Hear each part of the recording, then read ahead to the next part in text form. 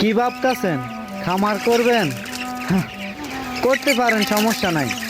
খামার আসলে সবার জন্য আসে না। যে কষ্ট স্বীকার করতে পারবে, কষ্ট করতে পারবে, তার জন্য খামার করা আসছে।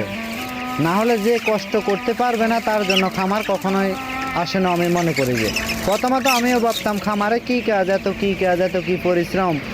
আসলে এখন খামার করার পরে দেখতেছি আসলে কষ্ট কি জিনিস। আসলে আপনি যদি প্রচুর পরিমাণ কষ্ট না করতে পারেন, আপনি এখান থেকে সফলতা কখনোই অর্জন করতে পারবেন না।